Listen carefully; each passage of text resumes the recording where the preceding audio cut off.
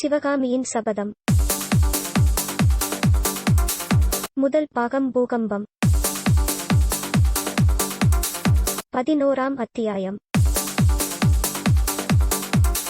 ஆயனச சிற்பி.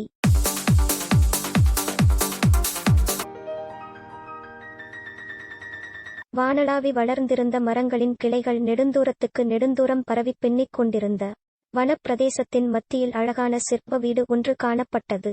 மனோகரமான காலை நேரம். சூரியோதயமாகி ஒரு ஜாமம் இருக்கும். ஓங்கி வளர்ந்திருந்த மரங்களின் உச்சியில் வசந்த காலத்தில் இளந்தென்றல் உலாவிய போது சலசலவென்று இலைகள் அசையும் இனிய ஓசை எழுந்தது. பட்சி ஜாலங்களின் கண்டங்களிலிருந்து விதவிதமான சுருதி பேதங்களுடன் மதுரமான அமுத கீதங்கள் பெருகிக் கொண்டிருந்தன.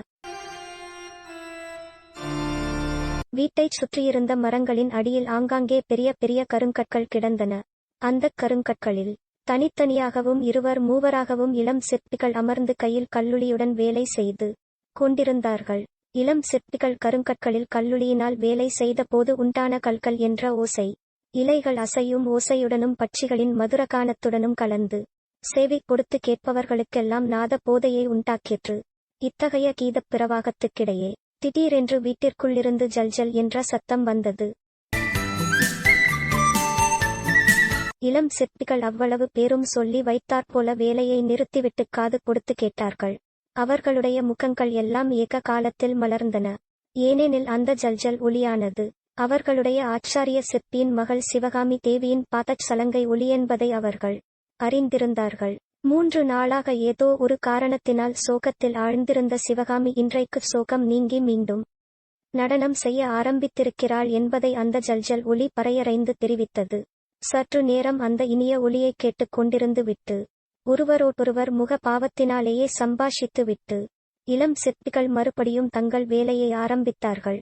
ஆயனரின் சிற்பக் கோயிலுக்குள்ளே நாம் பிரவேசிப்பதற்கு முன்னால் அவர் அந்த நடுக்காட்டில் வந்து வீடு கட்டிக்கொண்டு வசிக்க நேர்ந்ததேன் என்பதைச் சிறிது கவனிப்போம். தெற்கே பாண்டிய நாட்டின் எல்லையிலிருந்து வடக்கே கிருஷ்ணா நதி வரையில் பரந்திருந்த பல்லவ ராஜ்யத்தில் காஞ்சியை தலைநகராகக் கொண்டு மகேந்திரவர்ம சக்கரவர்த்தி சிறப்புடன் ஆட்சி புரிந்து கொண்டிருந்த காலத்தில் தமிழகமெங்கும் ஓர் அதிசயமான கலை மறுமலர்ச்சி ஏற்பட்டிருந்தது. செந்தமிழ் நாடெங்கும் மகா சிற்பிகளும் சித்திரக் கலைஞர்களும் தோன்றிச் சித்திரக் கலைகளை அற்புதமாக வளர்த்து வந்தார்கள். குன்றுகளை குடைந்து கோயில்களாக்கும் கலையும் கற்பாறைகளிலே சிற்பங்களைச் செதுக்கும் கலையும் எங்கெங்கும் பரவி வந்தன. அதே சமயத்தில் தெய்வத் தமிழகத்தில் சைவ வைஷ்ணவ சமயங்கள் புத்துயிர் பெற்று தழைக்கத் தொடங்கின.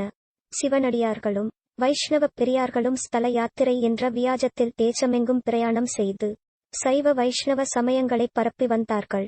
இது காரணமாகத் தமிழகத்தில் சென்ற சில நூற்றாண்டு காலமாய் வேரூன்றியிருந்த புத்த சமண சமயங்களுக்கும் சைவ வைஷ்ணவ சமயங்களுக்கும் தீவிர போட்டி ஏற்பட்டது.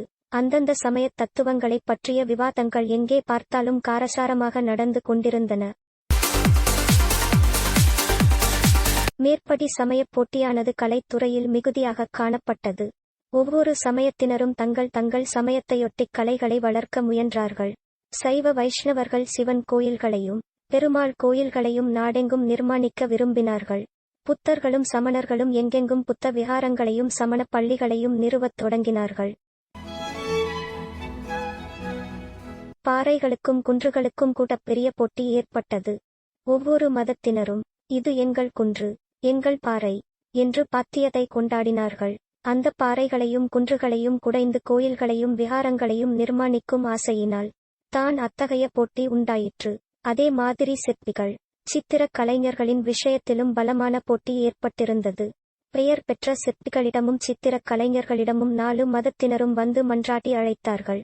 அத்தகைய பலமான போட்டிக்கு ஆளாகியிருந்தவர்களில் ஆயனச சிற்பியும் ஒருவர். காஞ்சி மாநகரில் பிறந்து வளர்ந்து கலை பயின்ற ஆயனர் இளம் பிராயத்திலேயே மகா சிற்பி என்று பெயர் பெற்றுவிட்டார். ஆயனருடைய புகழ் வளர வளர அவருடைய வேலைக்கு குந்தகம் அதிகமாக ஏற்பட்டுக் கொண்டிருந்தது. மகேந்திர சக்கரவர்த்தி முதல் சாதாரண ஜனங்கள் வரையில் அடிக்கடி அவருடைய விடுதிக்கு வருவதும் அவருடைய சிற்ப வேலைகளை பாராட்டுவதுமாக இருந்தார்கள். வந்தவர்களை வரவேற்று உபசரிப்பதிலேயே அவருடைய காலம் அதிகமாகச் செலவழிந்து வந்தது. சைவ குலத்தில் பிறந்த ஆயனர் இயற்கையாகச் சைவ மதப்பற்று கொண்டிருந்தார். அதோடு பழந்தமிழ்நாட்டு சிற்ப வடிவங்களில் சிறந்த சரீநடராஜ வடிவம் அவருடைய உள்ளத்தை பூரணமாய் கவர்ந்திருந்தது. எனவே அவருடைய சிற்ப வேலைகள் பெரும்பாலும் சைவ மதத்தை தழுவியனவாக இருந்தன. இது காரணமாக புத்த பிக்ஷுக்களும் சமண முனிவர்களும் ஆயனரை தங்கள் சமயத்தில் சேர்த்துக் கொள்ள இடைவிடாத முயற்சி செய்த வண்ணம் இருந்தார்கள். இந்த தொல்லையிலிருந்து விடுபடுவதற்காக ஆயனச் சிற்பியார் ஒரு தீர்மானத்துக்கு வந்தார். அதாவது காஞ்சி நகரை விட்டுச் சென்று எங்கேயாவது நடுக்காட்டில் ஏகாந்தமான பிரதேசத்தில் வீடு அமைத்துக் கொண்டு வசிக்க வேண்டும் என்பதுதான். அவ்விதம் ஆயனர் தீர்மானித்ததற்கு இன்னொரு முக்கியமான காரணமும் இருந்தது. அந்த மகா சிற்பி சிற்ப சித்திரக் கலைகளை நன்கு பயின்றதோடு பரத சாஸ்திரம் என்னும் மகா சமுத்திரத்தையும் கரை கண்டவராக இருந்தார். அவருடைய ஏகப்புதல்வி சிவகாமி குழந்தையாயிருந்த போதே நடனக் கலையில் அவள் சிறந்த தேர்ச்சியடைவாள் என்பதற்கு அறிகுறிகள் காணப்பட்டன. ஆயனருடைய உள்ளத்தில் ஒரு பெரிய ஆசை உதயமாயிற்று. குழந்தை சிவகாமிக்கு பரத நாட்டியக் கலையில் பயிற்சி அளிக்க வேண்டும்.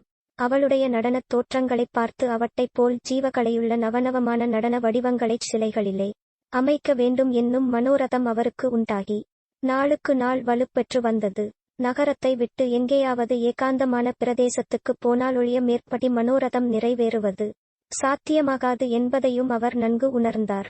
ஆயனர் தமது விருப்பத்தை மகேந்திர சக்கரவர்த்தியிடம் விண்ணப்பித்துக் கொண்டபோது கலைஞர்களுடைய விசித்திர குணாதிசயங்களை நன்கு அறிந்தவரான மகேந்திர பல்லவர் உடனே அவருடைய யோசனைக்குச் சம்மதம் அளித்தார். அதற்கு வேண்டிய சௌகரியங்களையும் செய்து கொடுக்க முன்வந்தார். காஞ்சியிலிருந்து ஒரு காத தூரத்தில் ராஜபாட்டையிலிருந்து விலகியிருந்த அடர்ந்த வனப்பிரதேசம் ஒன்றை ஆயனர் தேர்ந்தெடுத்து அங்கே வீடு கட்டிக்கொண்டு குழந்தை சிவகாமியுடனும் பதியை இழந்திருந்த தமக்கையுடனும் வசிக்கலானார். எந்த நோக்கத்துடன் ஆயனர் அந்த ஏகாந்தமான பிரதேசத்தை தேடி வந்தாரோ அந்த நோக்கம் சில அம்சங்களில் நன்கு நிறைவேறி வந்தது. சிவகாமி நாட்டியக் கலையில் நாளுக்கு நாள் தேர்ச்சி அடைந்து வந்தாள். அவளுடைய நடனத் தோற்றங்களைப் பார்த்து ஆயனர் முதலில் அவை போன்ற சித்திரங்கள் வரைந்து கொண்டார். பிறகு அந்தச் சித்திரங்களைப் போலவே அதிசயமான ஜீவகளை பொருந்திய நடன உருவங்களைக் கல்லிலே அமைக்கலானார். ஆயனர் ஏகாந்தமான பிரதேசத்துக்குப் போன போதிலும் வௌி உலகம் அவரை அடியோடு தனியாக விட்டு விடவில்லை. கலைஞர்களும் கலைகளில் பற்றுடையவர்களும் காட்டு வழிகளிலே புகுந்து ஆயனர் வீட்டை அடிக்கடி தேடிச் சென்றார்கள். அவ்வாறு சென்றவர்களில் முக்கியமானவர்கள் மகேந்திர சக்கரவர்த்தியும் அவருடைய குமாரர் மாமல்லருந்தான். இவர்கள் ஆயனர் வீடு செல்லுவதற்கு ஒரு முக்கியமான முகாந்திரமும் இருந்தது. சக்கரவர்த்தியும் மாமல்லரும் ஒருநாள் கடல்மல்லை துறைமுகத்துக்குச் சென்றிருந்தபோது கடற்கரையோரமாக பறந்து கிடந்த குன்றுகளும் பாறைகளும் அவர்களுடைய கவனத்தை கவர்ந்தன. அந்தக் குன்றுகளிலும் பாறைகளிலும் விதவிதமான சிற்ப வேலைகளைச் செய்து கடல்மல்லை தலத்தை ஒரு சொப்பன லோகமாகச் செய்துவிட வேண்டுமென்று அவர்கள் தீர்மானித்தார்கள். தமிழகமெங்குமிருந்து ஆயிரக்கணக்கான சிற்பிகள் அங்கு வந்து வேலை செய்யத் தொடங்கினார்கள். இந்த வேலைகள் சம்பந்தமாக ஆயனரிடம் கலந்து ஆலோசிப்பதற்கும் அவ்வப்போது அவரை அழைத்துச் சென்று நடந்திருக்கும் வேலைகளைக் காட்டுவதற்குமாகச் சக்கரவர்த்தியும் மாமல்லரும் அவருடைய வீட்டுக்கு அடிக்கடி வரவேண்டியிருந்தது. அப்படி வரும்போதெல்லாம் ஆயனரின் நடனச் சிற்பங்களைப் பார்த்து அவர்கள் பாராட்டியதுடன் சிவகாமியை நடனமாடச் சொல்லியும் பார்த்து மகிழ்ந்தார்கள். சிவகாமி மங்கைப் பருவத்தை அடைந்து நடனக் கலையில் ஒப்பற்ற தேர்ச்சியும் அடைந்த பிறகு காஞ்சி ராஜ சபையில் அவளுடைய நடன அரங்கேற்றத்தை நடத்த வேண்டுமென்று சக்கரவர்த்தி ஆக்ஞாபித்தார். அந்த அரங்கேற்றம் எப்படி இடையில் தடைப்பட்டு போயிற்று என்பதை இந்த வரலாற்றில் ஆரம்ப அத்தியாயங்களில் பார்த்தோம்.